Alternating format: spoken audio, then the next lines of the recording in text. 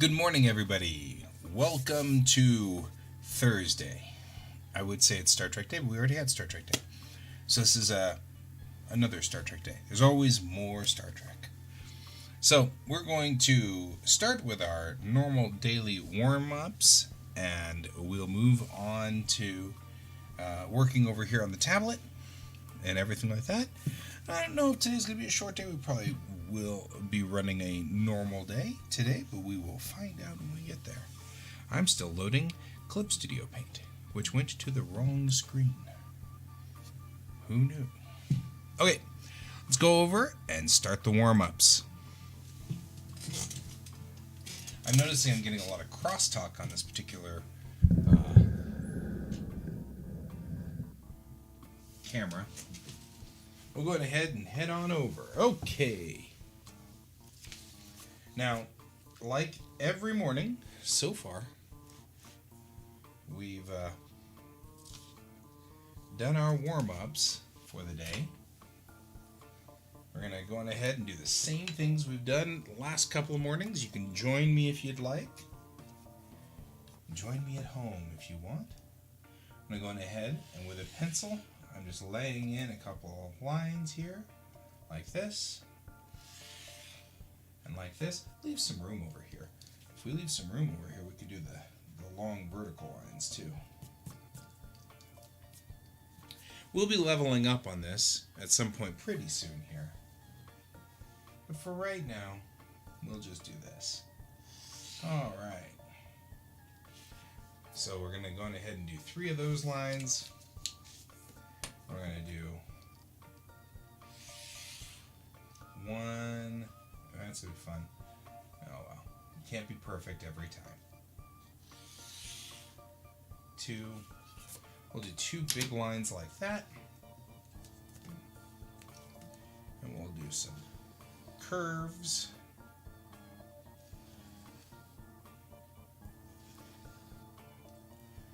And then I liked doing the circles.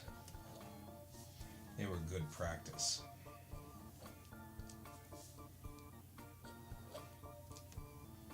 And like I said, just go on ahead and head down to your local art store or wherever, and you can get engineering tools, just like these guys here. This is just your normal Civil Engineer's Radius Guide. That's all it is. It even says it right there, Civil Engineer's Radius Guide. And I love this thing. I've kept it for years. I used it. There was a store in downtown Denver a long time ago, and in that store they had all of these beautiful civil engineer tools and radius guides and yada yada yada. And boy, oh boy, I was like in hog heaven. I could draw little cars, I could draw stop signs, I could draw, oh man, some of the things in that radius guide, ooh boy, or in that civil engineering store. It's funny because my bestie is an engineer. He's an electrical engineer, and it's so funny when the two of us get into these stores. He and I will do the same thing, but for totally different reasons. He geeks out over these things, and I geek out over all the tools that are over here. All these wonderful radius tools and circle guides, and oh man, it's so much fun. Okay. Again, loosen up the elbow and loosen up the arm. We're going to be loosening up this shoulder and the arm. Let's get this kind of going. Remember to protect your wrists. As an artist, we go through a lot of pressure right here. So we want to protect the wrist and this part of our body as much as possible. You can actually give yourself carpal tunnel syndrome. You can give yourself all those things. They're really rough on the human body. Being an artist is kind of sucky sometimes. It's funny because nobody thinks about taking care of that. But again, we're going to keep the wrist locked into one position and the elbow locked into one position. And we're just going to take and do as much as we can to just draw that line.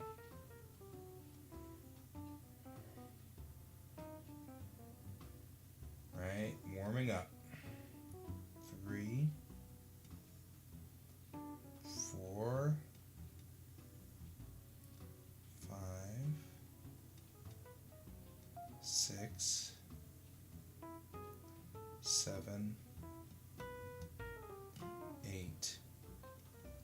And what we're really trying to look for, and I'll exaggerate this motion, is we're looking for this, right? We're not looking for this.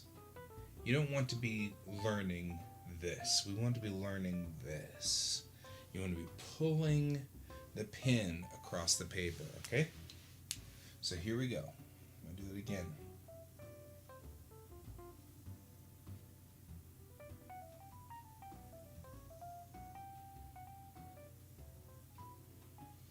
I mean, if you can even do it so that you're turning the bench a little, turning your stool a little, like here, because you're probably sitting on, there's 8, right? You're going to get worse before you get better, guys. Always gets worse before it gets better. Okay, so we'll try here.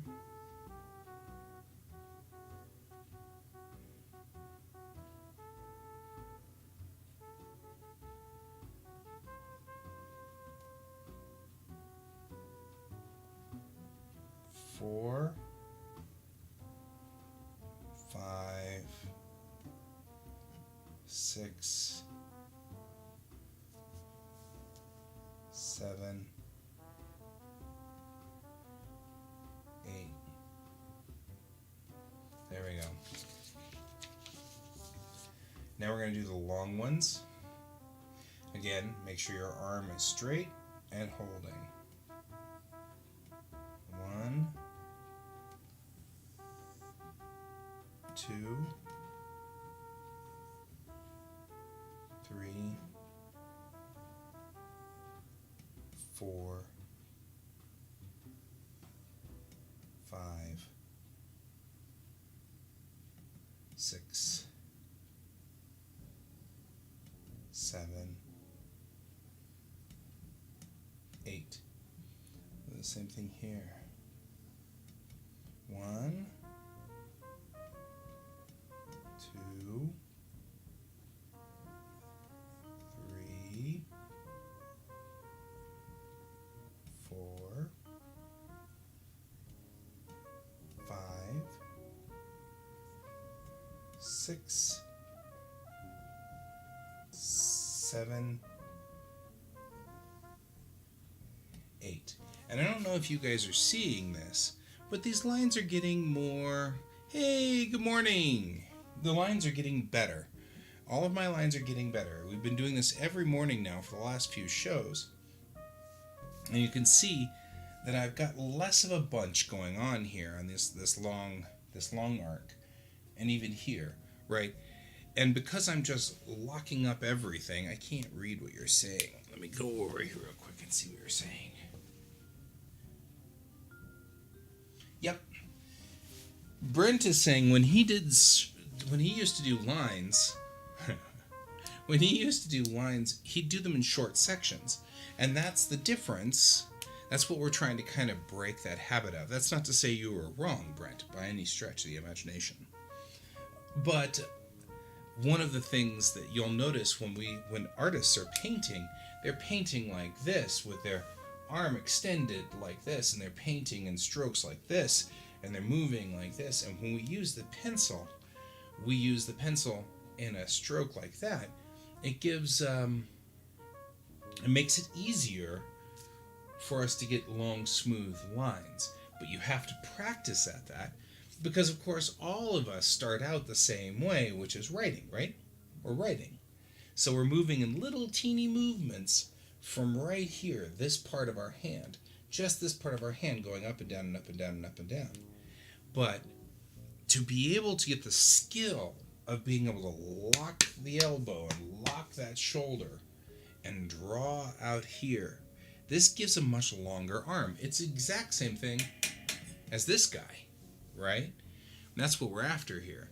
This arm that's holding up my microphone and the arm that's holding up my lamp, they both move in very graceful arcs because of the way that they're all assembled. I gotta move over here.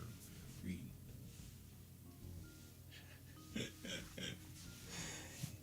Well, I guess that explains a lot of things, because I used to be a middle school teacher. So there's that. Okay, again, I'm going to lock up my elbow. I'm going to lock up my shoulder. We're going to try to draw mostly from this part of our body. Shoulder and right here. All right? And this is going to be harder.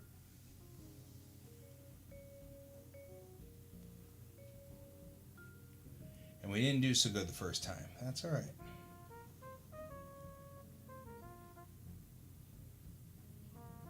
But we are getting better.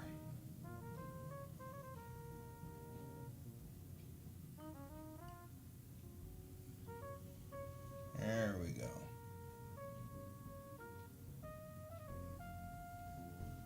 There, see? See how we peg in as time goes on? A lot of this is about confidence. Just awareness that you know what you're doing. And you start out with, oh no, I don't know if I can hold this line. So you're all over the place trying to line down on that, right? That's part of it is you're like, oh, I don't think I can do this. I'm not sure I can pull this off. You know, that kind of thing. So you start here and you just peg in on it. And it's okay to make mistakes. Especially during warm-ups. Warm-ups are where the mistakes can always happen. We're making a little rainbow.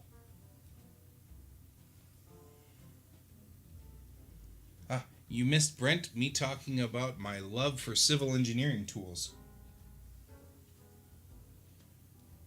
And how my bestie and I... Look at that. I'm not even that far off. Look at that. Right? We had a little bit of a wobble right off the bat. But already, that's a pretty arc coming out right there.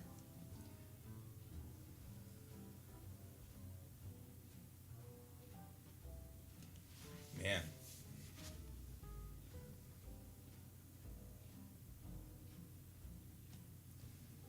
So, what I'm noticing is right here, I'm having a hard time with that first part of that pull. And then when I get to the last part over here, I'm focusing in and I'm actually getting in on that circle. So, for all of you guys who are wondering, I went back and I'm going back to the basics, so you might as well join me while I'm going back to the basics. But I went back to the basics, and one of the things that I realized was I'm missing all of this information. I'm missing this. I'm just like Brent and I were talking about. Even when I went to college and I was in art classes, they never taught me to draw from the shoulder. But now I'm looking and I'm realizing that all the artists who were classically trained, they work on surfaces that are flat, you know, straight up like this. And I was like, I can't do that. My tablet can't be raised like that. That's ridiculous. And then I realized why. I am just like all of you other guys out there who've ever started drawing. You start drawing with this on the table and you're drawing like this all the time, you know. That's bad for your back. It's bad for your body. It's bad for everything because, of course, you're sitting like this all the time hunched over.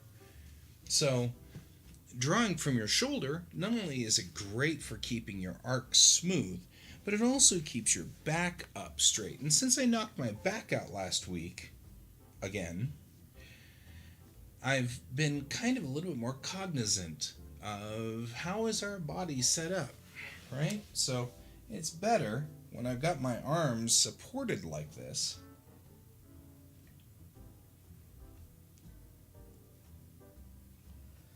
It's better.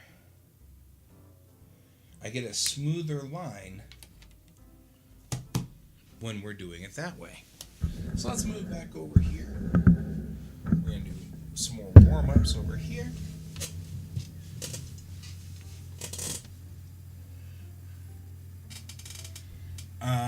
Strangely enough, I actually know very well the struggles of you left-handed people. You weird lefties, you. I mean that with great love.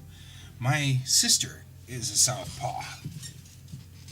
And I remember how much trouble she had with school because of it. So I'm actually very familiar with that. My grandfather also was a southpaw. This is my grandfather's wallet right here. We'll move us back to the ring camera. But yeah, it's actually kind of interesting that we'd bring that up, because there's my grandfather right there. This is his wallet, which I just found in the basement yesterday. So, there you go. My grandfather passed away in 1986, but I remember him and I can still hear his voice in my head and many things like that. So, it's one of those things, but he was also a southpaw and an engineer. You know how engineers are, they love to change things. Okay, we're going to do some warm-ups here too. Oh my goodness. So, we did some drawing from the shoulder, which if you're a southpaw, it's the same thing. From this shoulder, lock this elbow, keep the wrist supple but relatively locked up.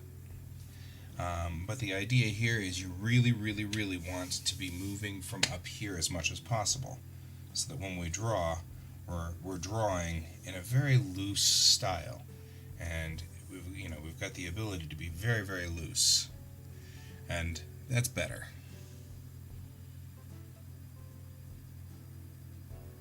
That's fascinating, actually, Brent, because that makes you ambidextrous, doesn't it? He was saying, for those of you playing at home, Brent was saying he's a lefty because he busted his right arm when he was a kid. So he had to learn how to write left-handed to get through school. I find that really interesting, mostly because left-handedness seems to be born into us somehow, and it's a relatively rare condition in that it comes into about 5 to 10% of the population, sometimes as much as 15. But for the most part, most of us are just right-handed, except for a certain number who are left-handed, and there doesn't seem to be any rhyme or reason to it. It's not cultural or racial or anything like that. That's horribly useful for you, Brent. I mean, I'm just saying. So, I think that's kind of cool. I'm slightly envious of you. Although, I don't know. I have always worked from the right side of my body. I fear stroke for that very reason. I'm afraid that I'll get a stroke and lose my right side of my body. Probably shouldn't drink as much coffee. Anyway, so interesting though. I mean, I know that people can be taught to be right-handed. My grandfather wrote with his right hand, even though he was very much left-handed, mostly because in 1912, when my grandfather was a kid, they didn't accept left-handedness. You were forced to be right-handed, or they would hit you with a ruler. So he learned to be right-handed when he wrote, and so all of his writing was right-handed. You wouldn't have known he was a lefty, except for the fact that he primarily used his left hand to do all of his electrical work. It's a fascinating thing. Nowadays, of course, they just let the lefties do the lefty stuff, And lefties have such an interesting problem all the time, because their hand tends to drag across their writing. With us righties, when we write, we leave the pen behind, right? We leave the ink. So when you write right-handed, you leave that ink. The lefties are writing through the ink. So this part of their hand is dragging in the ink, which means that left-handed artists already have sort of a little bit of a jump on what we're doing over there because they're already lifting up to write when they write, because they don't want to drag their hand through and smear their pencil or smear their ink from their ballpoint.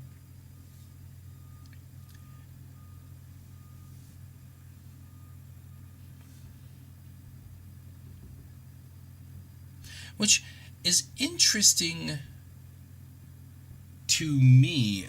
Brent's saying that left-handed people have the hemispheres of their brain are an equal size, whereas right-handed people, the left hemisphere is slightly larger, right?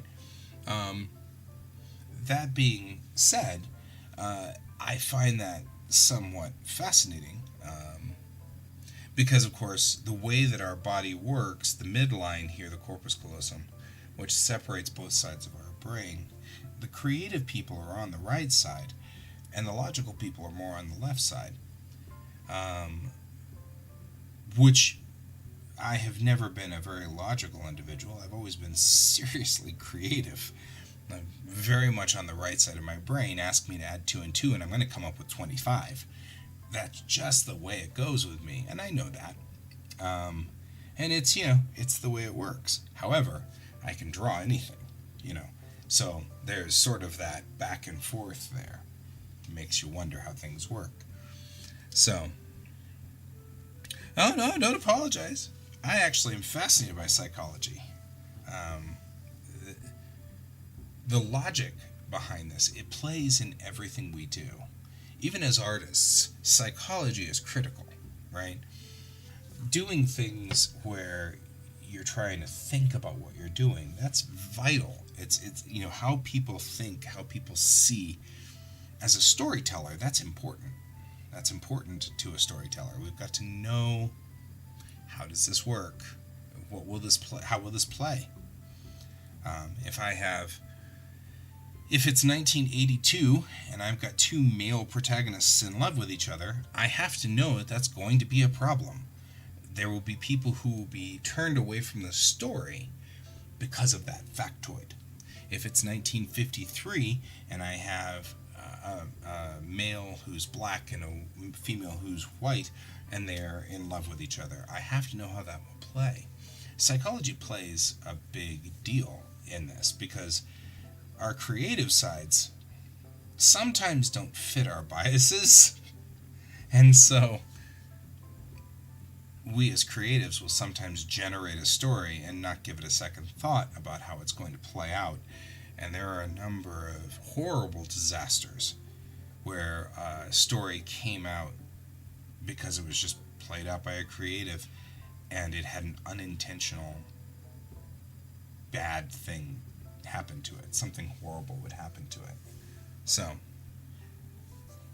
there is that. Psychology plays a major point in being a creative and being this. And I love thinking about how people think.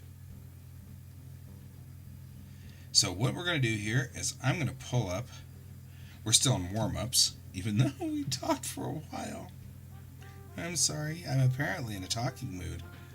I think you're making me think there, Brent. You're making me kind of work this through. Okay.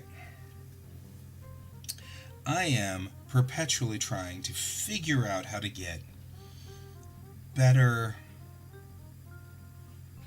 dynamics from my pictures.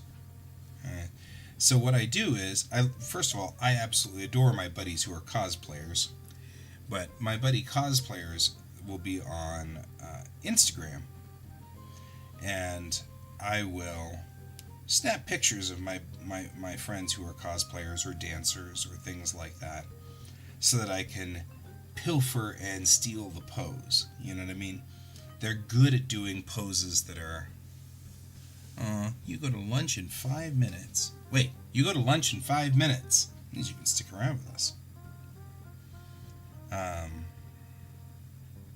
So I snap pictures, and that's pretty much all I do, is snap.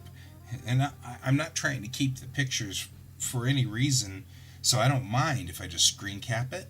And that's what I'll do, is I'll just screen cap it, and then I've got their pose. right? I've snapped their pose. And I love, that's one of the things I love about cosplayers, is that they're always putting out their costumes, but they're also posing in pretty natural, realistic poses. It helps a whole lot when you're trying to do something, right? So I'm just going to go back through real quick, and I'm going to look through and see if I can find a pose that I like in here that's not my cat. I have a number of pictures of my cat, and though funny, my cat is not necessarily what I think is. Okay. I'm looking at, it's not a, it's an artist.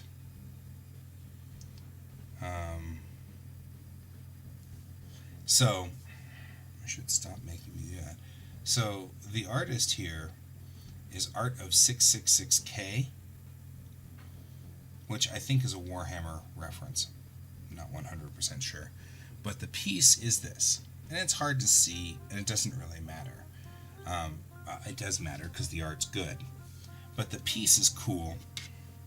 So I want to try to warm up with, yes, my new cat, George. I have 450,000 pictures of George now. Because he's adorable and he's fluffy. Okay? So loosen my arm. We're going to go in here. And all I'm going to do is I'm just going to try to mimic this pose. And what we've got is we've got a girl leaning up against a railing. She's kind of giving you the questionable look. And yes, there's some big truck out there. It's backing up. She's giving kind of a questionable look. Love the look on her face. Love the pose and the dynamics. So we're gonna really just try to capture her pose, right? So we've got that, and her shoulders are slightly askew, so they're kind of going like this. So we've got that, and then her hips are going the other direction, like this. And we've talked a couple of times about line of action, right? Her line of action's like that, except it's more like this. Straight down, and then off to one side. I'm not capturing the line of action. There we go. There we go, just like that.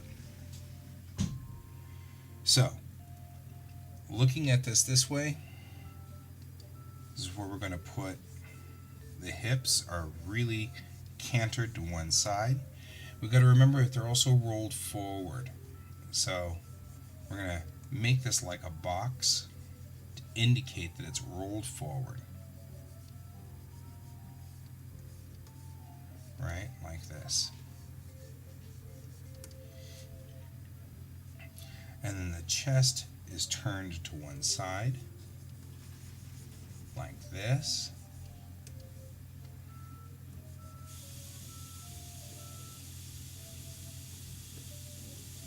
There we go, just like that.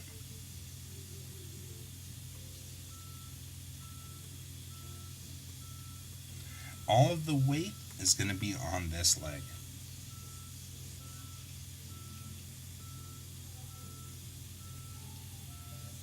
Okay. All of the weights here.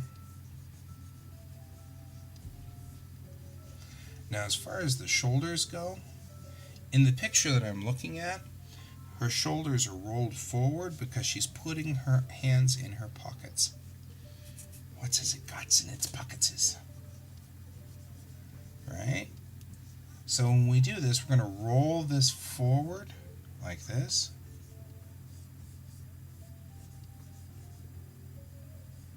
And you can see I've got a looser arm or a looser control over this because I'm drawing now with my elbow lifted off the table. I'm taking into effect what we've done over there. Okay.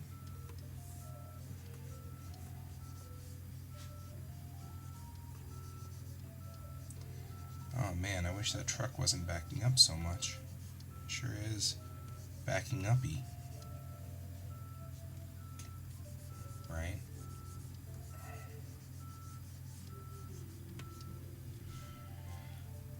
I'll roll this forward like that, like that. And this leg's still going to go down, but it's going to turn right here, right? She's put all of her weight on this leg. So this leg's going to go like that. And now we're getting much closer to the design, right? Where we're really trying to head with this.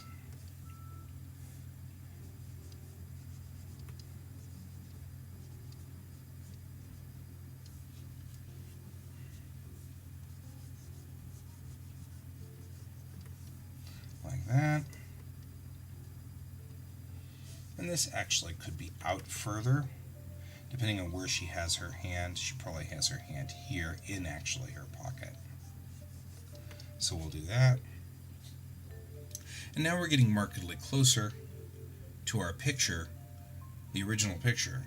We've at least captured the pose to some degree, right? So, let's move up a layer. Right? And let's darken out our pencil. And in this case then, now I'm going to put my elbow down because I'm pretty good now with where we are here. So we're going to bring the brush size down, which is not a brush, obviously. And give a little bit more concentration on this.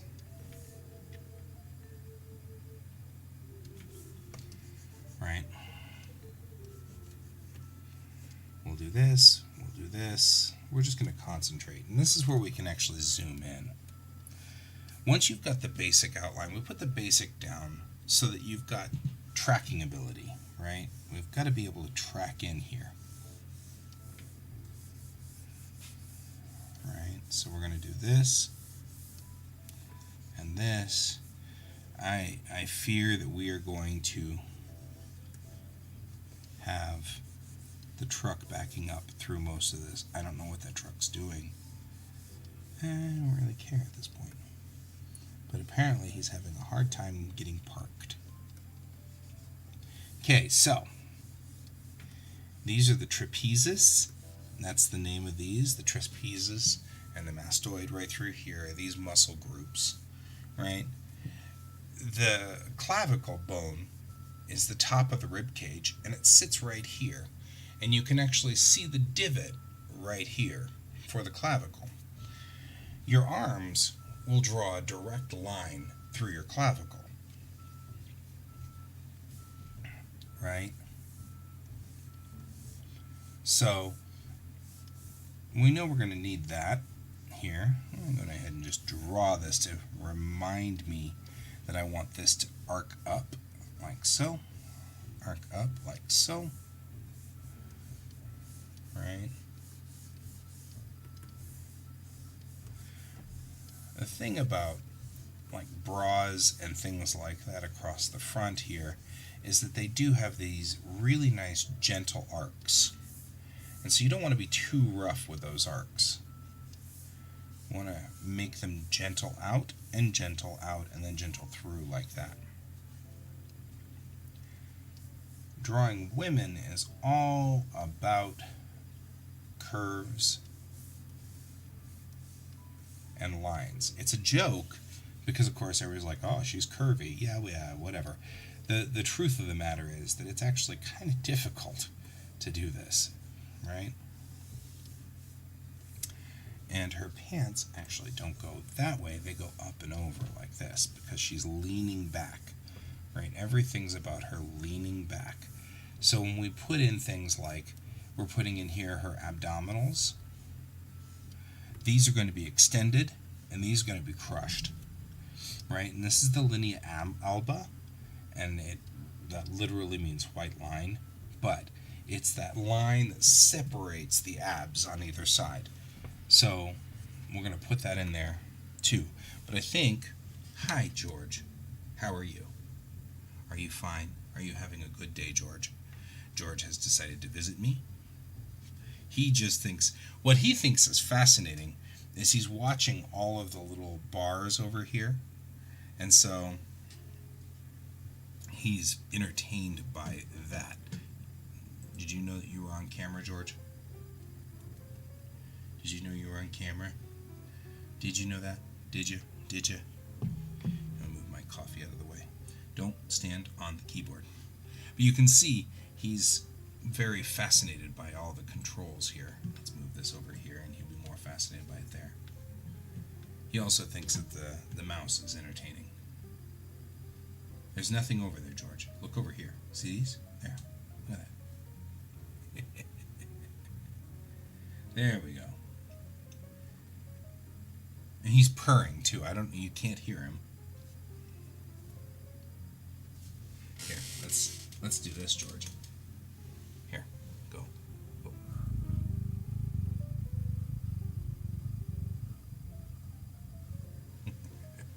He's a happy cat.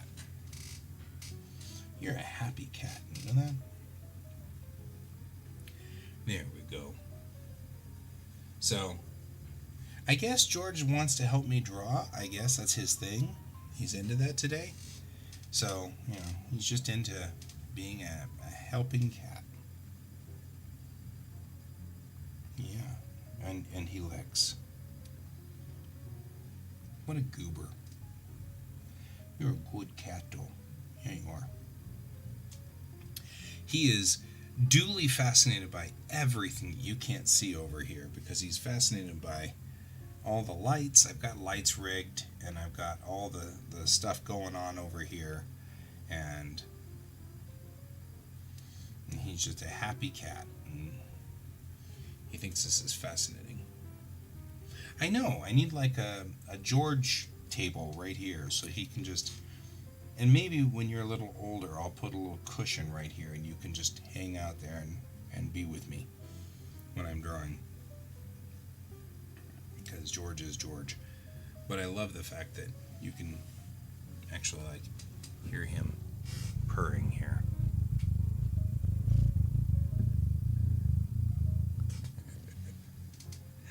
Okay, let me put you down. Okay, but the rule is you can't stand on the keyboard. That's the rule. Okay, because we're doing work over here. You cut our work out. I'll move this back over because it's fun to watch George do this, but the truth is he's over here fascinated. So we'll do this. Okay. So George has joined me. I'm joined by George. Who is George? Okay. So we're going to go on ahead. I'm just putting in this, right? I'm just going to put in her jeans here.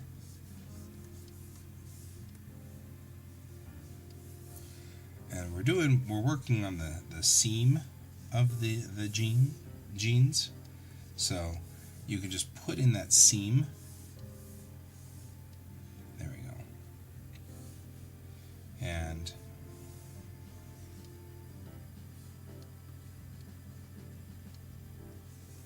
there we go. I need to switch it. I know you're very, yes, there's a lot of yawning going on there. You're very purry. You know that, right? I'm just saying, you're a very purry furry. Okay. So just putting in the seam here for these pants.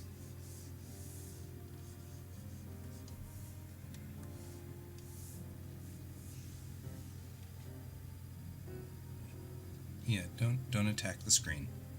It won't help you any. Okay, we're going to put the belt in.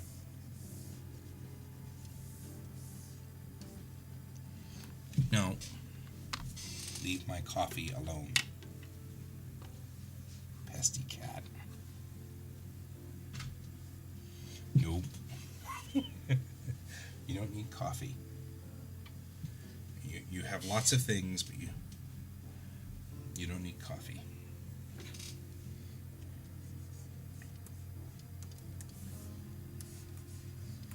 That was a plea for attention from the cat. I can tell already. He's really into this plea for attention thing. Okay, so here is the thing about thighs. When we first look at women, our first thought process here is that the structure of the body is set up such so that there's something that causes the wasp waist that men don't have, right? So the truth of the matter is the hips distort a lot of things coming out, but the hips don't actually make a difference in the structure at the hip joint. It makes a difference in, okay, you can do that, my friend. All you need, George and I will just sit here and be. But the hips, the structure of the hips changes further down on the thigh. It actually is a lot of the fact that the muscles on the outside of the legs are cross operating. So they're moving through here. They're transversely located until they catch across the hips to the point where they fold underneath the abs. With a man, that all can be one unit. It all is one structure. The biceps, the pectorals down through the abs, down through the leg muscles themselves that hold the top part of the legs together. All of that can be one unit, right? And so that's not a problem. With a woman, we've got, when it crosses the hips, all these muscle structures and everything almost have to crisscross across the abs. They don't, but they almost have to. Almost have to. You just have to trust me on this one. I know you're a cat. And you're a 4-month-old cat, too, to boot. So, you don't even really have, a lot of experience drawing. I mean, I'm just saying, I'm not trying to knock you or anything, but at 4 months, I can't imagine you've had a lot of experience drawing. So all of those transverse mounted things mean that you actually have a point right here in the middle of the waist where these muscle groups pass the hip, which is right here, right? And the hip is going to be right here. And that moves back across the spine like this. And this hip bone comes down like this, making that butterfly shape that hip bones make. And what's happening is all these muscle groups are passing through. So, when we come down here, they're passing through and then they'll maximize out right here. And it's the same thing over here. They're passing through and then they'll maximize out right there. And with her, she's having her leg forward, so we're going to pass through like this, and then the jeans are going to fold out like that. Right? You agree? You agree. Good. I'm glad you agree. So, of course, in this case, her hips rolled forward, so we're going to have to mimic that. So, there we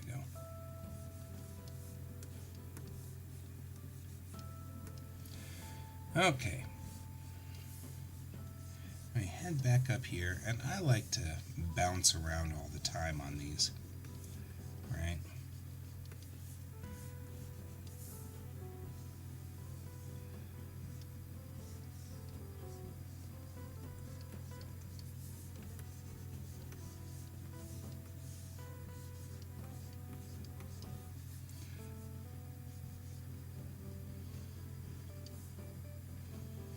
There we go. So we're just adding in eyebrows here. You're really fascinated by this, aren't you?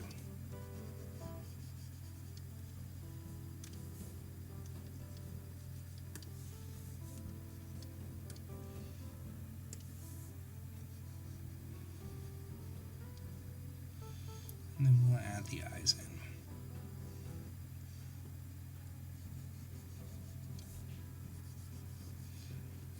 Manga style eyes, of course, take up a lot more space.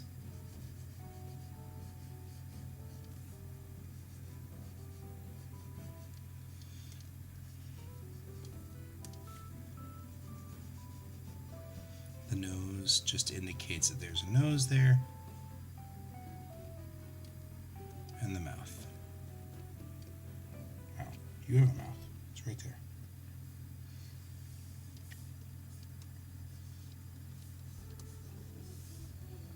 Right?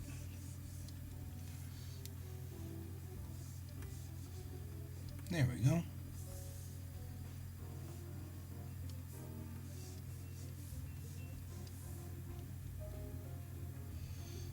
There's a lot of paw out there. Please don't push buttons. You should know better than to push buttons. There we go.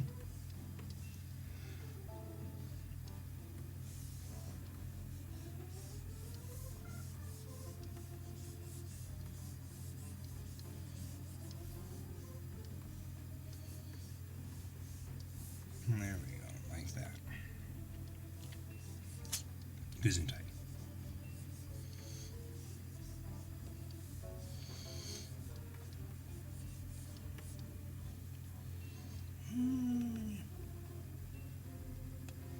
There we go. Okay. So now that we're doing this, I think you're licking my beard.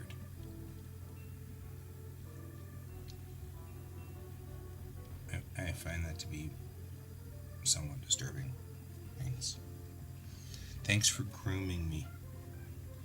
Does this mean you think I'm part of your family?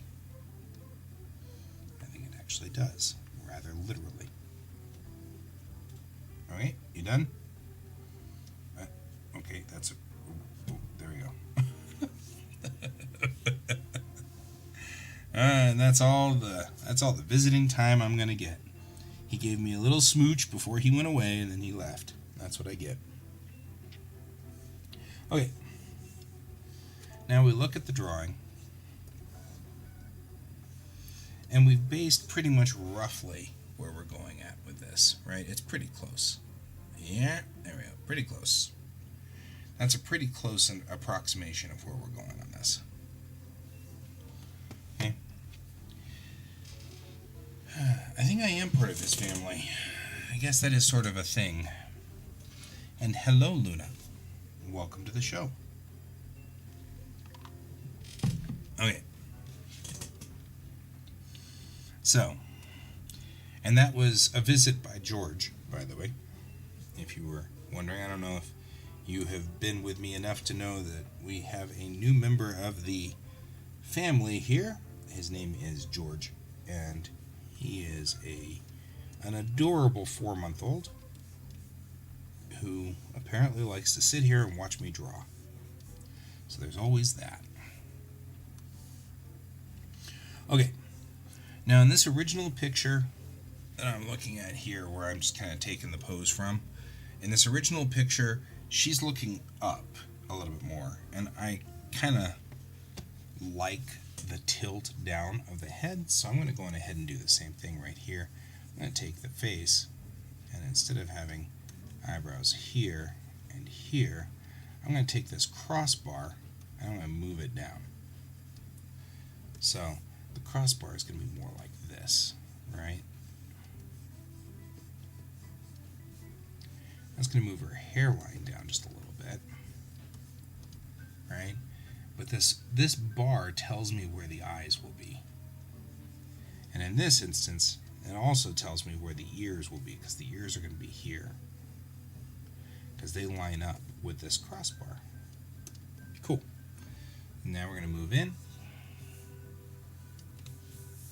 and do the same thing we did before.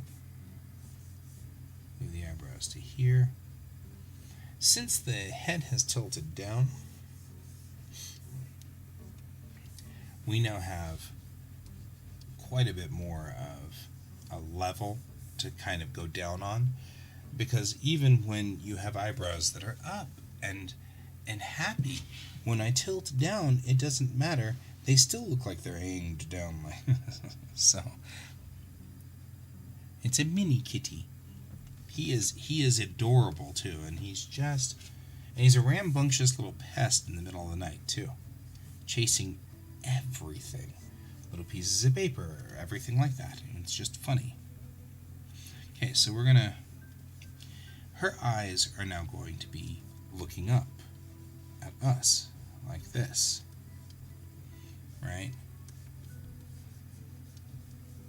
So now we're going to do these going the other direction. Now she's looking up at us, right? And that makes this a markedly different angle piece here. Here's her nose right there. And now she's got her mouth like here, right? And if we draw her mouth, it's always going to look like a smile, even if it's not a smile. Because no matter what, her face has rolled forward and the face is a cylinder. So it's, even if I'm frowning, when it's came down on this, my frown still looks like it's level. That's hard to talk like that, I'm just saying. So, what we're going to do is we'll tap that in whenever we get to that point. Won't be a problem. Okay, let's put ourselves in with a new vector layer. Oh my goodness, all of my dialog boxes have moved. Here we go. Okay, vector layer. So now we're here, we're going to take the G pen, our normal G pen, and we're just going to draw in on this. Right?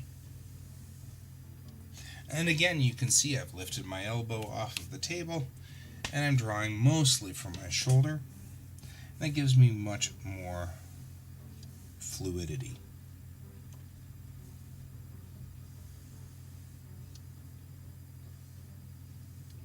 Oh, she's a Vulcan. Right? And from here we can actually draw in. And when we draw the eyes, I'm going to go ahead and secure my arm. Put the elbow down, because really I am only drawing in this arc right here. It's within my wrist's reach. So we're going to let it go and went ahead and do this.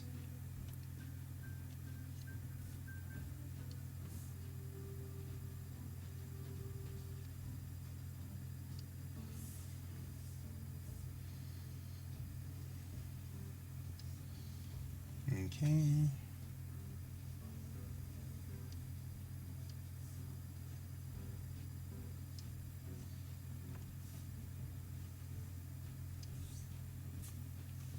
Now her eyes aren't leveled up at all, but that's okay. We'll come back and fix this later. It's hard to see when you're making all of these decisions for the, you've got all these lines in here. It's really hard to see where these lines ended up. So we'll have to come back and fix it. And I knew that.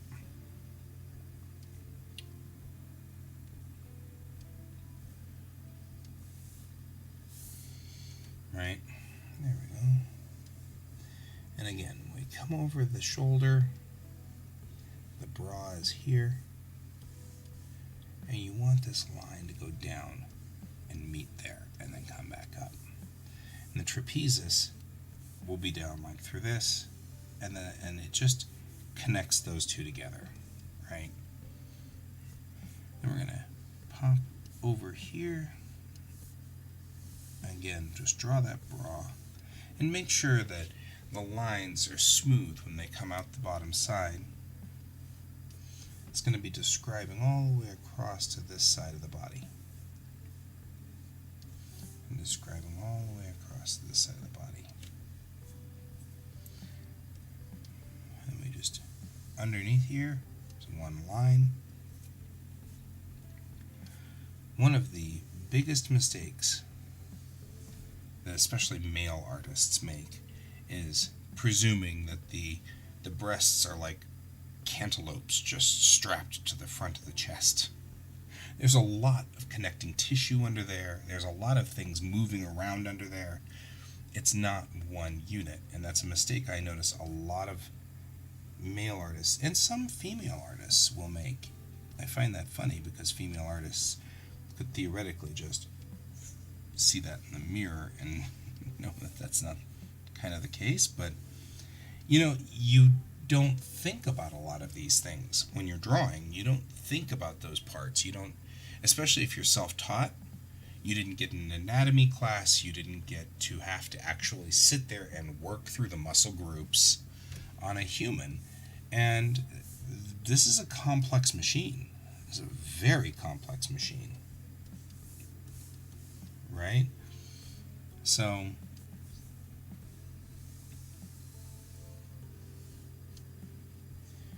it's difficult.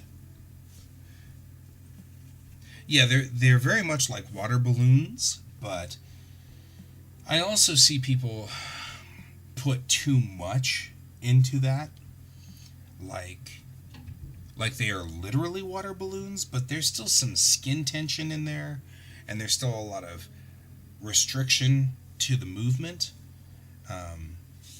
My favorite thing is watching simulators like DOA deal with them, because it cracks me up every time.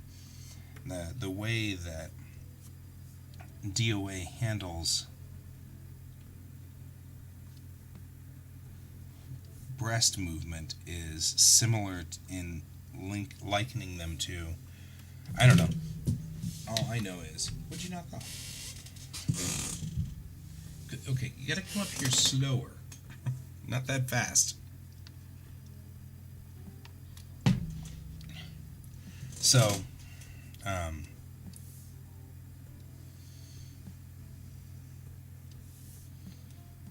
okay, so I'm following her leg, which I shouldn't have done. I need to follow the line of her jeans, because she's wearing jeans. And the jeans gave way here, which is important. Movement is, sadly, movement is not something that clothing manufacturers think through when they make their clothes, but they should. And it's funny that they don't. So, alright.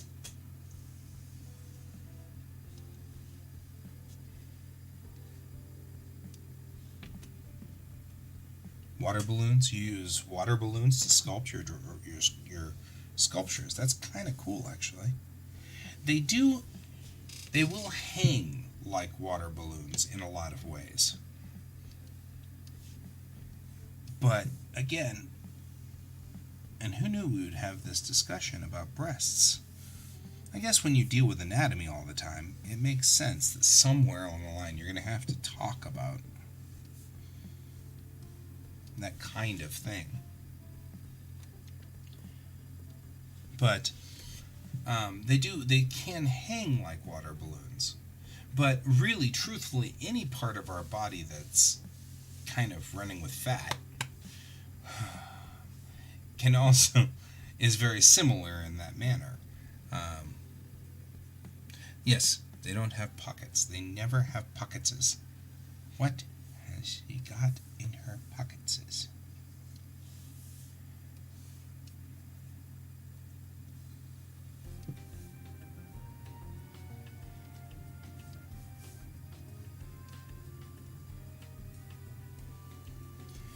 Okay, so this is a warm-up gone way awry, because I'm actually kind of having fun doing this warm-up.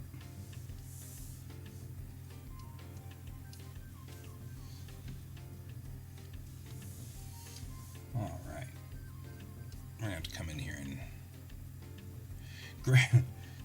Luna is saying that gravity is an annoying thing to deal with. I am not going to argue after I have spent the last 2 weeks with a back that's been knocked out because of gravity. Okay, now when I pull the bottom 2 layers out, I can really see how messed up these eyes are, which is fine. The best part about doing this in vector is that I can just switch to my vector control tools, right? And I can simplify this line right here, and simplify that, and simplify that, and simplify that. We're going to need to do this anyway, because, it's turned it into such a wonderful thing. We need to do this anyway, because it's going to be easier to deal with once it's in a simplified mode. I'd be able to move it out more like this, and her eye really just needs to be more like this.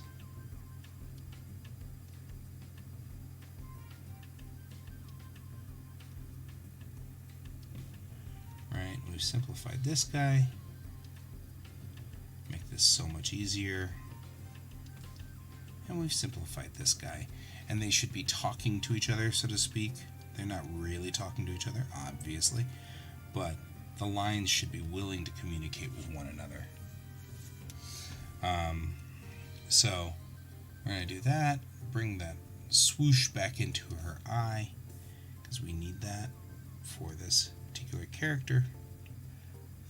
There we go. And now this eye is much more reasonable to deal with. Oh man, I've just dealt with two things that I didn't need. There we go, because they're crossing over each other now. And what I really need to do is to connect these vector lines so that they're all one thing. Right? Because now I don't have to worry about a bunch of things like this. We do have to simplify it again.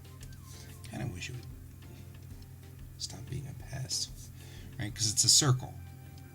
This really isn't that hard.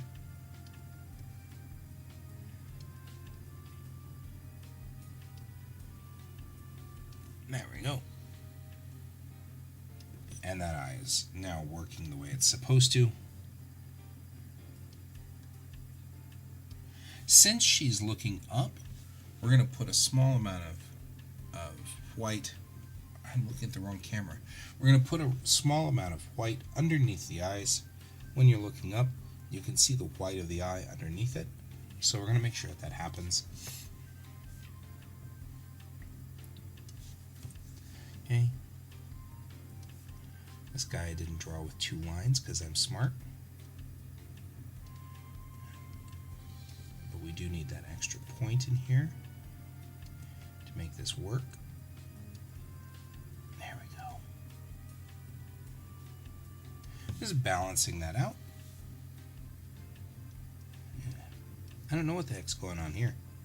An extra line I've got kind of going on in this guy here. Well, that guy can be erased, right? Because I don't need him. What we do want to do, though, is this guy right here. I'm going to extend it out like this because he doesn't have a brush stroke to him. And that's the brush stroke right there. So we want to make sure we look across, just keep that sort of in the same vein right through there. Right? Just like that. And the arc of the eye is going to come out like this because the arc of the eye comes out like that over here. Oh man, that's a mess. I have to fix that. That's right. We'll connect these vector lines right through there. They're all one piece now, right? So it's all, no, they're not one piece because they're confused. They're very confused. Poor lines.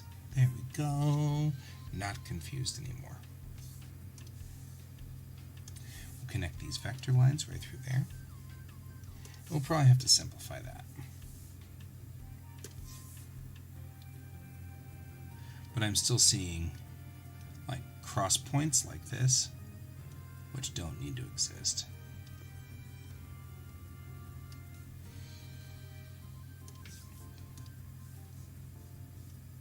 There we go. There.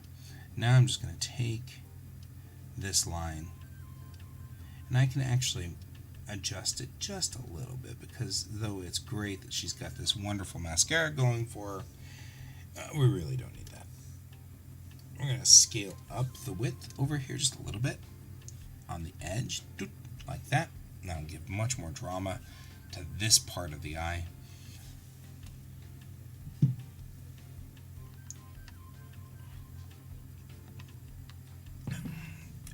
You know, Brent, that's I'm not overweight, I'm under tall. That's what it is. I'm under tall. I'm quoting Garfield. When you start quoting Garfield, you know you're in that position of life. Okay. Okay, we give her a little bit more eyebrow here. Moving the eyebrow along. And do this. I'm just going to cross the eyebrow across the hairline, which I didn't put more hairline in, but we will.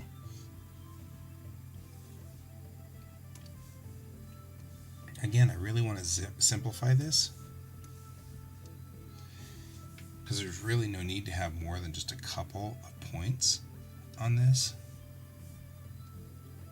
So we're going to do that, and do that. And we're just going to cut everything at the hairline. There we go. Much better. Not perfect by any stretch. Actually, I kind of feel like her eyes are a little too big, but that's okay. The wonderful thing about manga style is we can do that if we need to. We're going to simplify her chin on both sides here, so we can go in with these control points and just fix this chin a little bit, right?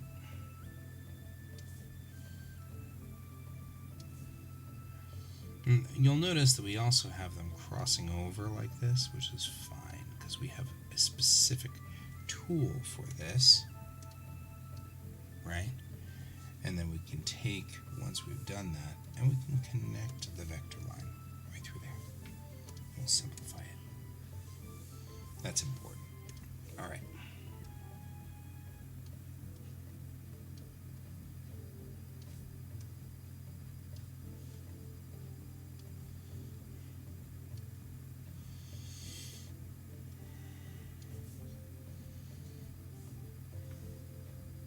Okay.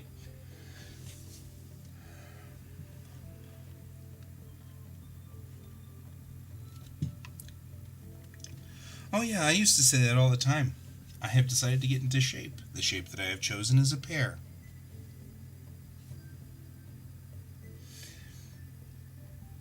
You upgraded to a keg. I like that. That's funny. I am going to try to lose weight, but I'm not going to try to lose weight to look good or anything like that. I'm going to try to lose weight because I'm approaching 50, and the truth of the matter is, weight is not good for us. I mean, we weren't designed to carry it, so it doesn't end well, no matter which way we try. I know some people can carry the weight a lot longer than others, and I admire that, but I'm already having back problems and things like that, and I'm tired of it. I mean, I don't think it's going to solve all my back problems, certainly, but I do feel like it will make it a lot better as I get older. Martial arts, I did lots of martial arts, and my knees, my back, not the world's happiest with me. And so, no need to taunt it and make it worse, you know? All I'm doing is leveling out her ears. Luna's like, I'm carrying lots of water balloons. Yeah, I'm carrying a couple of water balloons myself. It's just not in the same spot. My water balloons are lower, but that's okay. They're still good water balloons. Maybe they're blue. I like blue. Blue is a good color. I guess if the water balloons on me were blue, we'd definitely want to say we've got an issue of some sort going on here.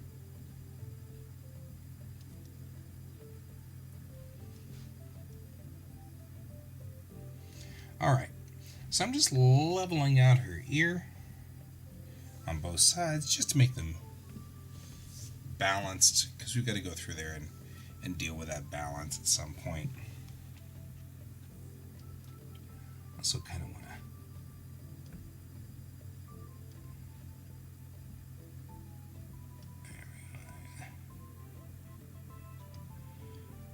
I'm going to really dramatize that almond shape of the eyes there. I've noticed that all the work that we've been doing over here has more complicated that line. So this line no longer is as simple as it used to be. Right through here.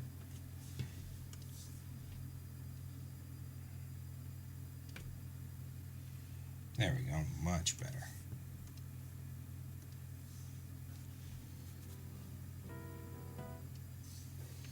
Right?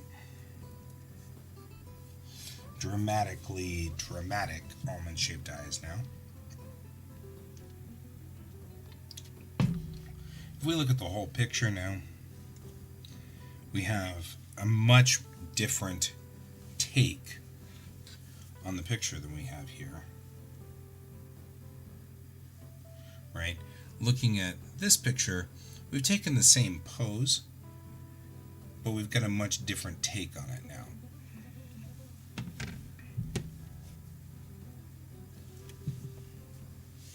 So,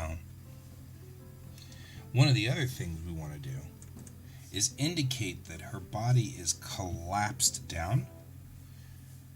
And what's going to happen here is the water balloons that we're talking about are going to move forward like this as they are put over the bottom of the bra strap.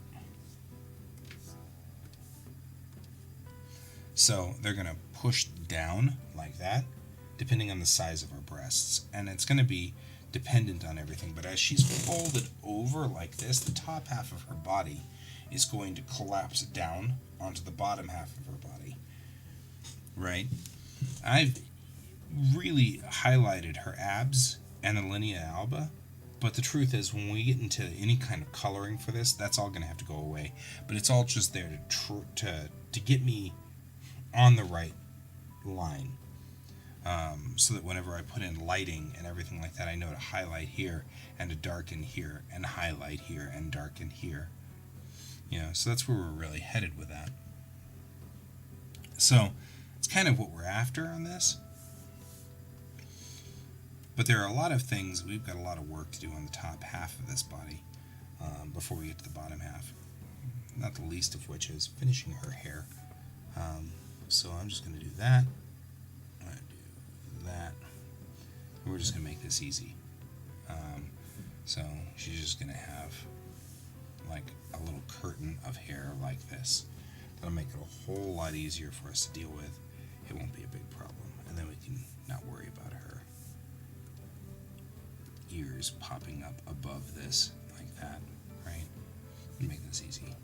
And bring that down more like this. We'll bring this side down too. And that'll make that a whole lot simpler. Right? And then we're going to take our tools and we're just going to connect these vector lines. That's all one vector line, and that's all one vector line, just because I don't want to mess with it. Right? We're going to do the same thing right here. That's all together. That's all together. There we go. And what will happen is, now that I've drawn these, we can simplify it. And that straightens out all of this kind of weird madness that we get out of the curves. And like things like that. That just straightens it up and makes it look a whole lot nicer. Right? Like we've got two lines here that don't even belong together.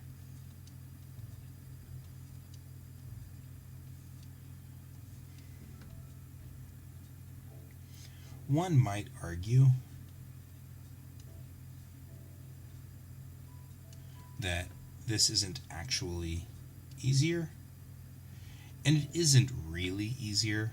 I mean, I am willing to concede the point that it's not easier necessarily to do all this stuff in vector. What is easier though is controlling this line and this arc. It's a whole lot easier using these vector controls. Right? I mean, that's a whole lot easier than doing it freehand and having to just go in and erase it and then go back in and do more and then go back in and erase it again. And my hat's off to you, Monkey Punch. May you rest in peace. This is a good program. It's very solid.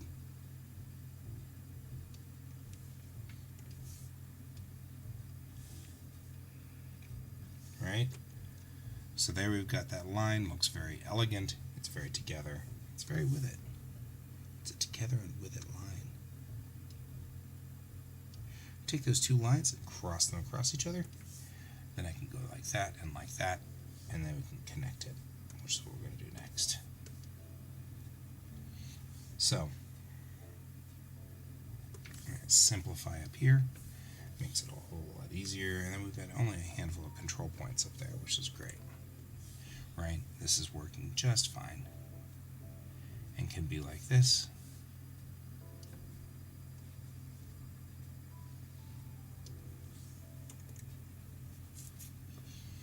So, this is another one of those. It needs to be spread out to make sure that you don't have that feeling that it is not together. These two square points here indicate points that don't bend. Those are the points that don't actually flex or curve in any way. So it has no curve value to it. So what I want to make sure is, in between these, I put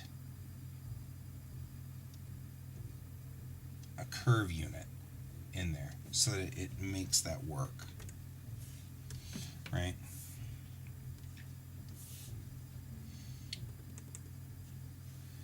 So I'm going to bring this up and bring this out. And so what we're looking at here is we're looking at a lot of pieces that are all messed up over here. We're really looking at that's a mess over here, right? I don't even know how to fix all of this. There we go. So we're going to put that there and put this right up here. And that way we can bring this back in and control it. Like so. And then we can take this guy out over here. We'll just erase him. Because that'll, nope. Took out too much. Nope. That's fine. We'll connect it first. And all these guys now need to be connected. All these guys are not connecting. Okay. I'll do this the other way. There we go. There we go. And then we can take that vector line, this control point right here, which is now trimmed. Now we moved into here.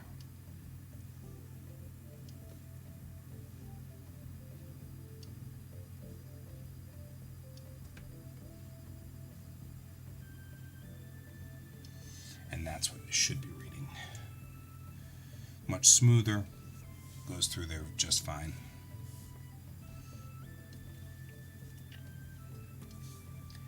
Hit that, and that, and that. Any place where the lines cross, we want to just wipe that out. Okay, we're going to take this, we're going to simplify this vector line out here like this, and we're just making that a whole lot easier to deal with. Same thing here.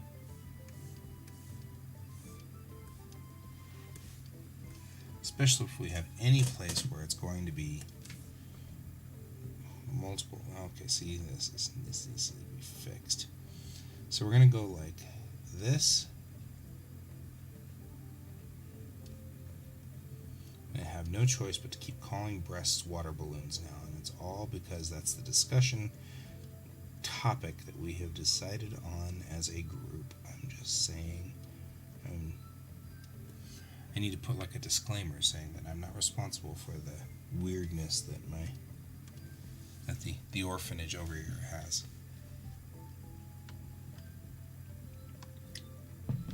Okay, these two lines need to be connected. I'm going to connect them. Bork. I'm going to simplify because every time I connect things, it doesn't get simplified. And then we'll do what we've done before, which is extend this guy out and around.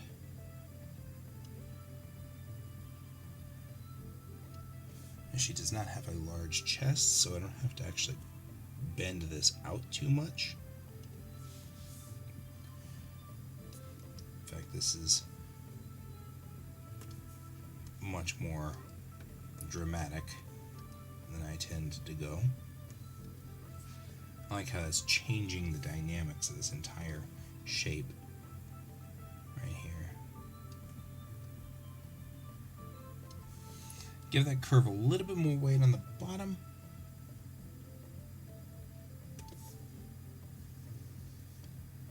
There we go, simplify that out.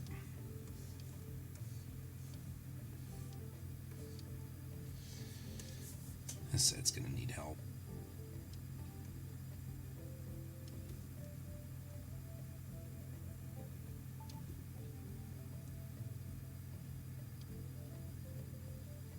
There we go.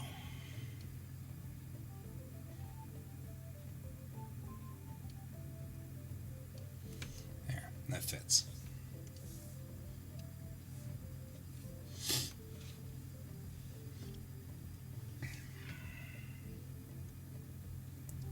There we go. Just got a lot more chest than I usually give people, but that's okay. Diversity, I guess. So, this is kind of a runaway, certainly a runaway, I'm just realizing there's like, it's still murky outside. Wish it'd stop being murky, you know? Oh, man. Okay. So, we were doing sort of a practice drawing, and it's kind of run away with me, which that's not an uncommon occurrence. One of the things I really kind of want to do here is add a new raster layer underneath it. I just want to play with the idea of lighting and skin tones here, right? So you take this pen, a much larger pen here, right? And I'm kind of laying down a basic skin tone underneath her, right? And we'll just kind of go back through and erase it out in a minute. Because I'm really not, I'm just practicing here, so we don't need to really work hard on this.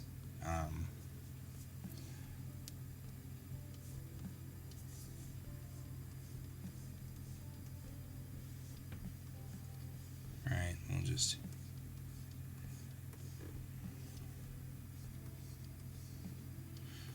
because one of the things I want to look at is sun contour. One of the reasons I saved this particular picture. See you later, Luna. Have a good day. One of the reasons why I'm attracted to this particular picture is the sunlight work. There's this beautiful work on the sunlight. So I kind of wanted to do a little bit of a study on that, right? I'm not going to work too hard on the rest of this, but I do want basic colors in.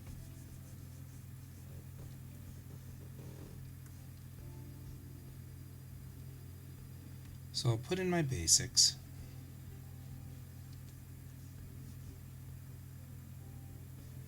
Right, I'm just going to try not to bleed too much over here. Give her like blue jeans.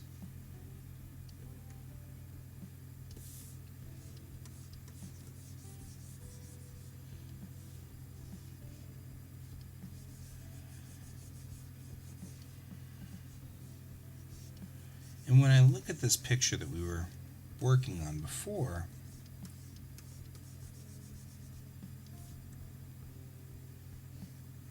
or when I look at the picture that this is based off of, here's a little red belt. Because that doesn't clash. Oh well. Now what I want to do is I want to look at the sunlight. This particular picture, when we look at the picture that we're basing this off of, when I look at that picture, we've got sunlight coming from this angle, from behind her, over her shoulder almost. So it's almost like it's coming from right about here, So right above her right shoulder. So we want to look at the light on this. Yeah, her brown eyes.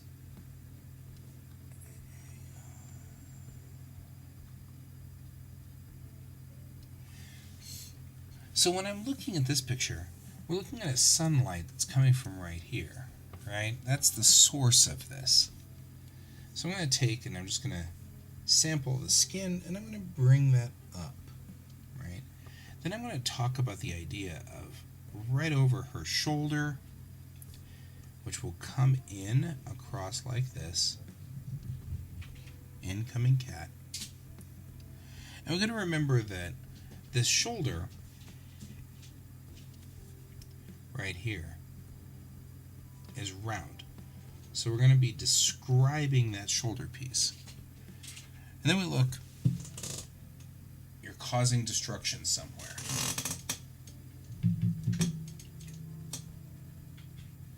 I'm preparing. This is my anti-George device.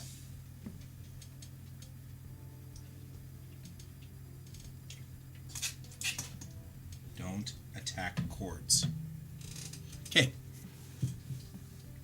So the light then comes across, and we're going to look at just the shape of her face. The face is going to get some of the light across here, right? Just like this. And maybe some of the nose right through here. But all of this part is blocked by her hair. And that's going to bleed down across here like this.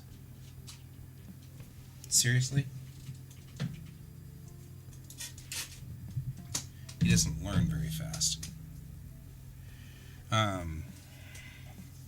It's going to come down across here like this. Right? And then we look at the curve of the breast across the belly, and we're going to end up with something that looks kind of like this. Right? So when we look at the light coming down across the body like this, her entire forearm is going to be in it too. Right? I mean, that's where we're going to see a lot of light there. Whether this side's in it or not, probably right there, but that's about it. And then right across there. But the light coming through here, that's what's going to happen here. We're going to get this light here, which is going to shine through that. So we're going to take this and do the same thing. Right? Light color. And this whole area through here, across the top of the breast, and through, is pretty much like this area right there.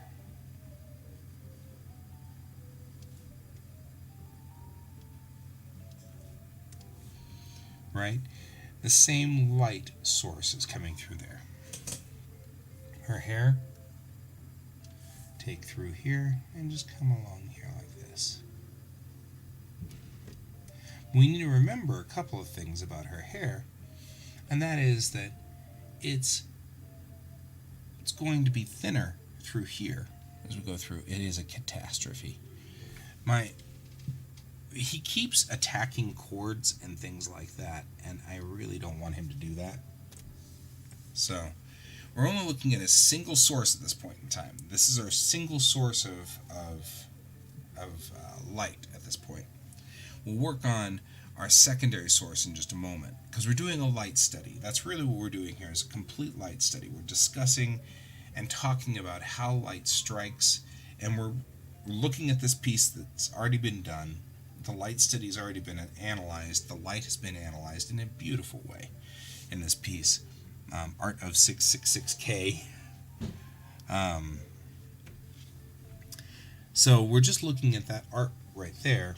I'm going to take just a little bit of this here and I'm going to run it back around because we want a little bit more of a, kind of that feel here. Okay? Actually, I want to kind of go more like this towards the collarbone, towards the clavicle. That gives a little bit more shape to this area and defines a little bit like that. She's not going to have any shadow, unlike this picture here. The picture that I'm taking this from, the character has short hair, and my character has long hair. So where the character actually had highlight along the neck, my character won't, because this hair now covers that. So we're going to take that now and we're going to drop it down in color.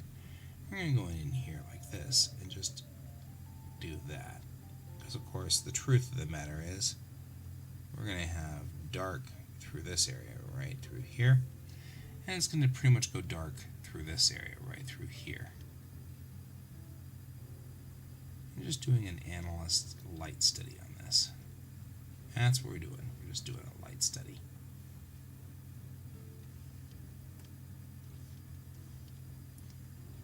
Okay.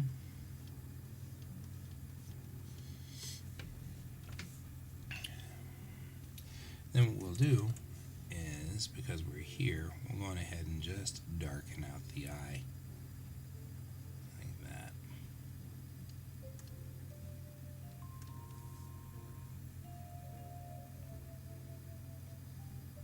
Right.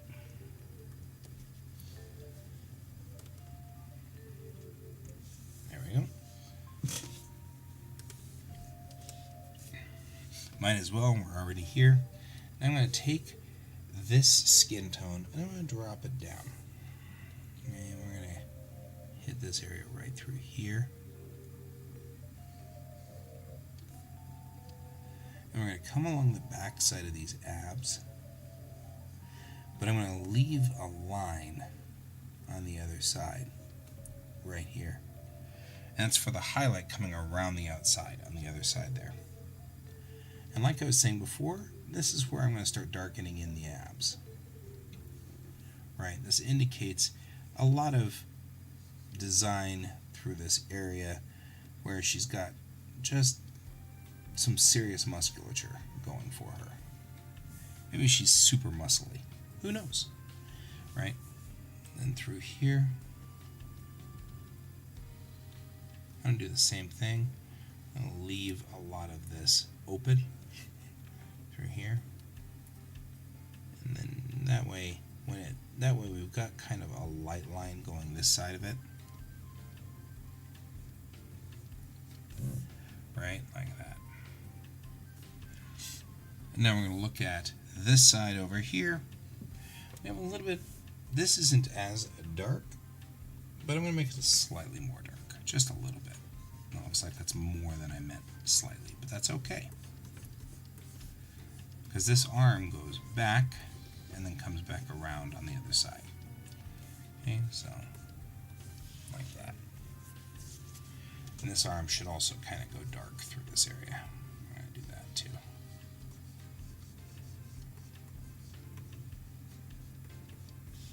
Right? Her arms go back. The light's higher up on the top of the arms and the top of the shoulders than they are through the middle of the hands and the arms down further down. So we're going to do that. And this is our blending tool, and this allows me to blend that in. Right? And we'll blend all this in too. Right? Blend this in. And all this does is just blend some of these colors together. Right? And using the blending tool, you have to be kind of careful you don't lose some of this definition. Right? And like through here, we can definitely use that blending tool. Like dropping water in here.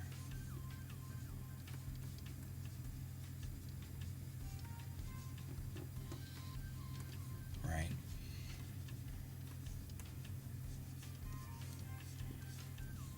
There we go.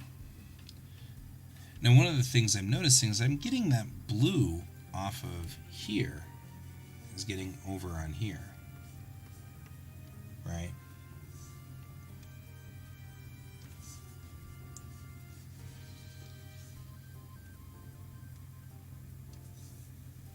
There we go, just like that. There. Some of this you really don't want to lose that definition. Like on her face, we're going to be very careful about how we do the blending tool.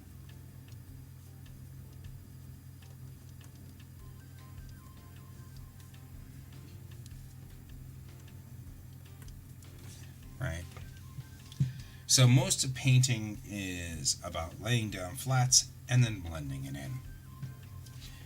Then we're going to go on ahead, and when we want to actually indicate that super sharp highlight, right? And we do, we love that super sharp highlight. I'm going to bring that brush size down and come along here like this, and that gives that super sharp highlight. Same thing across here.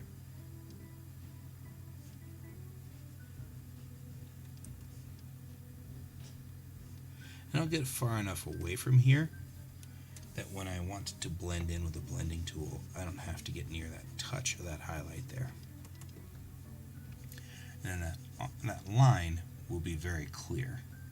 And down here it's going to be smooth, very smoothed out. Okay. Same thing here. We don't want to destroy too much of that line up here because we like it being sharp. So we're going to keep that sharp and then blend down here, right? It doesn't matter once it gets off the edge. So down here we're going to do the same thing and just define across like that, because this area right here is going to be part of that. Is my phone ringing? The answer is none of your business who I'm voting for. It's probably not true, but I know that that's what they're calling for, because they usually are. Okay, so moving along here and doing that. Now we put some highlights in there, and that helps a lot. I could do this all along for everything if I really wanted to, like this part here can be pushed in to make that look shiny and very bright. And I can do the flip side of it too. I can come along here and take and just paint in like this to define this muscle, and then do the same thing, just blend it on out like that, blend it on out, right? And we get that definition. Now we're looking at the original painting, and I'm seeing a lot of like random definition over here and things like that, but this is a study, so we don't want to spend too much time on it. It'll just end up eating up everything. So sometimes artists always should be studying. This is what we should be always doing, perpetually studying, right? I mean, this is, no matter how advanced you are as an artist, you should always be studying. Bringing that along, one of the things I'm going to do is the same thing. We started here. I'm just going to add some dabs in here like this. This will allow me to blend that in and give myself some definition through there. See how this is sort of now showing almost a reflection of what's going on behind her over here. So we're going to do that. Then we're going to do the same thing on this side. Just put in some highlight like this. And this makes this so this feels rounded. You see how I've blended all of that in, so it now feels rounded. Then we're going to take the pen, we're just going to make a circle here. I want to actually go brighter than this and make a circle like this. This is going to highlight her shoulder. Like that.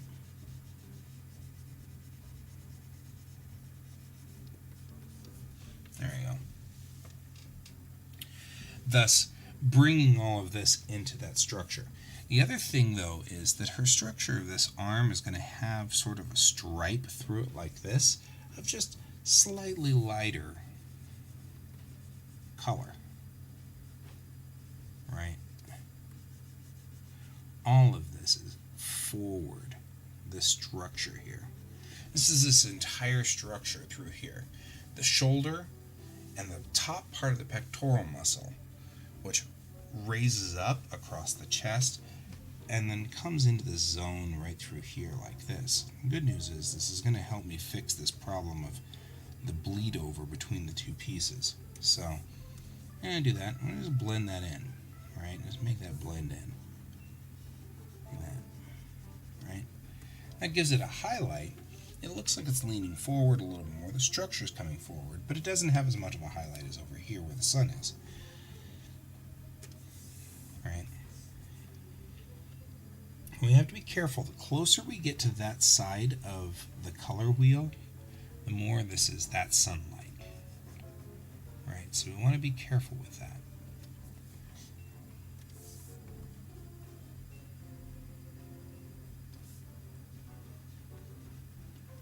There we go. Just like that. Perfect. Right? And here, work a little into this part, work a little into that part,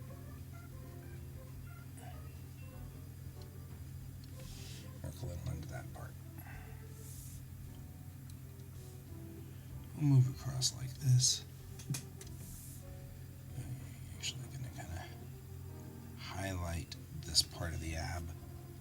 I'm going to go through here and just do a little bit there too, because I kind of want to work that this is a highlighted area, right? I mean, this is brighter than the rest of the area around it. There we go. Like that. So, just moving into the highlights of things, let's move into the highlight of this bra. Bra. My kid says bra all the time, and he means bro. And that's funny, and I find that entertaining, but you know, it's a thing.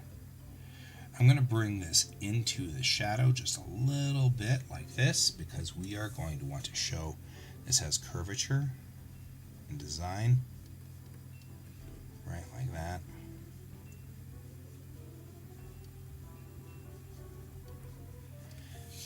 There we go. And that's how you show that curvature, because you want to. And we're also going to show a little bit of dark. One of the interesting things about shadows, and I keep talking to you like you're over there, and you're not, you're over here. I'll get used to my new setup, I promise. There's a reason why I picked a camera with a light around it, not because I feel like the light helps illuminate anything over here, it's to remind me to look at the light. Anyway, one of the interesting things about light and shadow is that usually right at where shadows are, you end up with a dark line.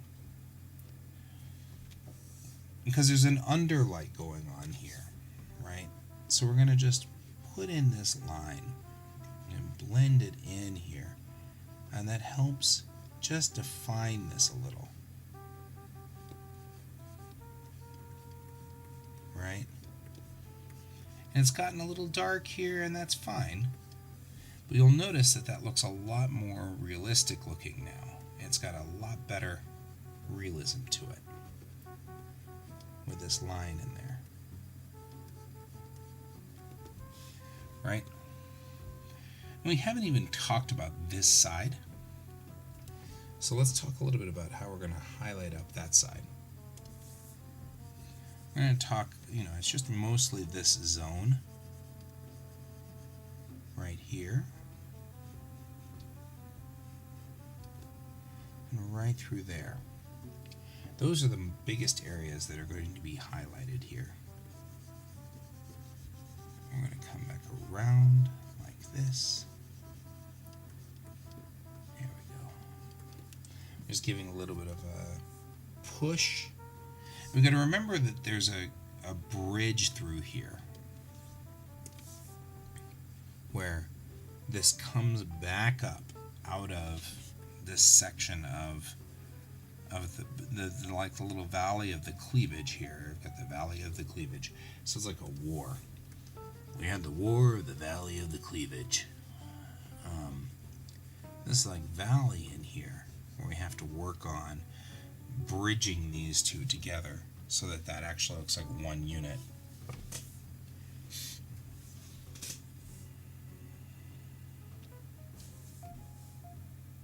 Okay, I'm going to take the G pen at this point in time, and we're just going to keep highlighting through this zone like this and making smaller and smaller adjustments to the color palette there.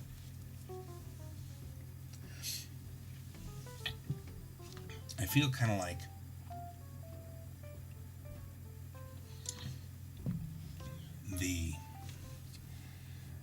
what we've got kind of going on here now. I'm just going to just smooth this out a little bit more right through here, right?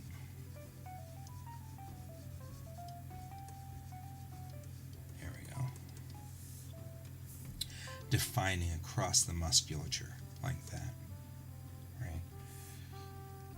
I'm going to do that same thing up here.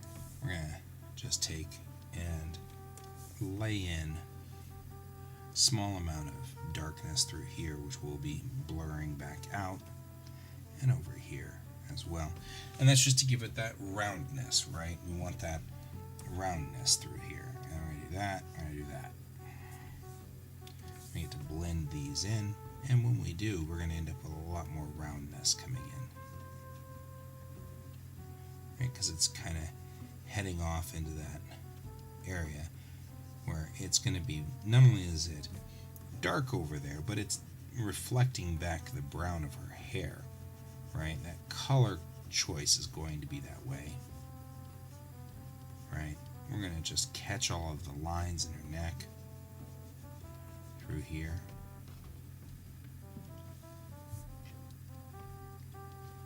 Right?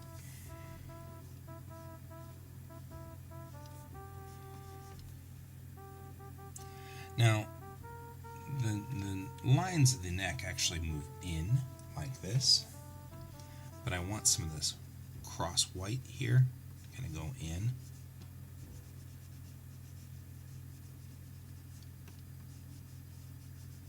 There we go. I'll blend out like that. You can see now we've got quite a bit more on the design and structure of her neck. Okay. Now let's go into that face.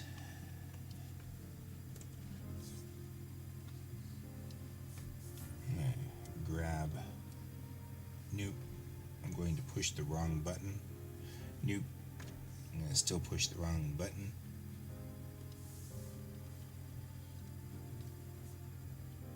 When did right click change? Okay. There we go. That's what I must have clicked my back right click button. Okay, we're going to come in here, and one of the things we're going to do is this. We're going to put that in right through there and like through there. And we're going to do the same thing on the back side of her face that we did on the upper part, and come up here and just define in some of this area right here and bring that in. All of this is coming in from underneath her eye there and stuff like that, and this is from underneath the hair. I'll bring that over.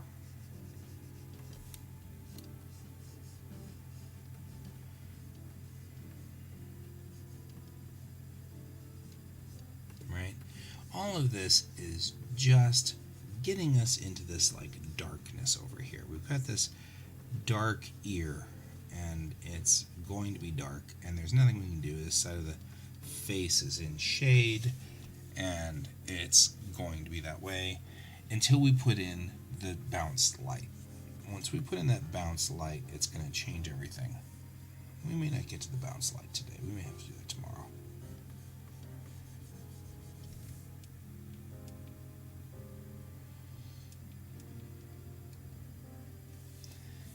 Come in here, right? And here's that bounce light. It's coming off of the sun from directly to the right. So I'm going to go ahead and just put that all along here. just smooth that out a little, like that. I'm going to smooth this in and just brush this in and let it go all the way back to wherever it needs to be. And our face is very round, so I don't have to worry too terrible much about chiseling in on the mouth or anything like that. It's a very round face, so we're just going to snag some of this brown through here, and we're just going to light through there. Alright, let this brush out.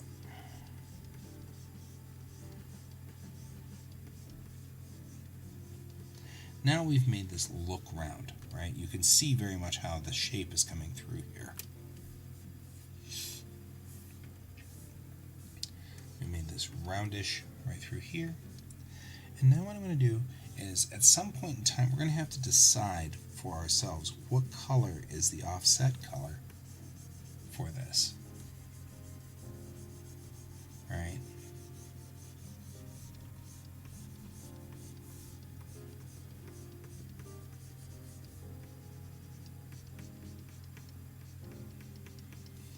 There we go.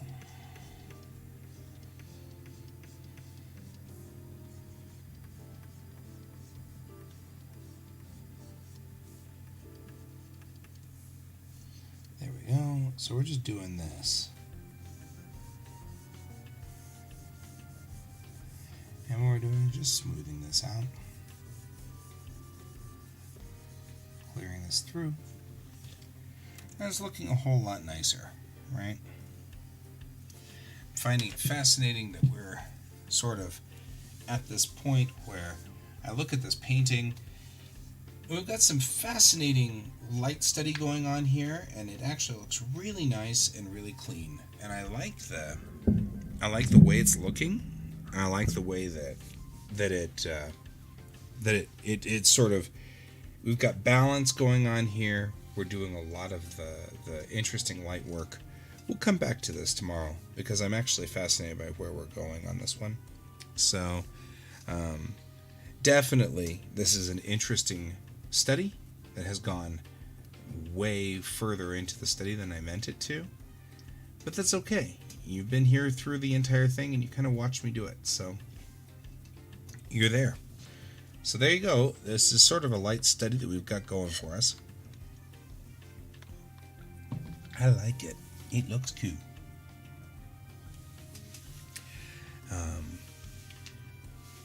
Okay. I feel like we got a couple of things we want to kind of mess with here. So we may have to adjust her left shoulder. I feel like it goes out further. But tomorrow's job will be to make this work. Right? Without the extension on it. So that's going to be our job for tomorrow. Over there. Over. Thank you. That would be my son who just got into the picture. So, you're there. We're all there. Everybody's here. Okay. So, that's all the job I think I've got for today.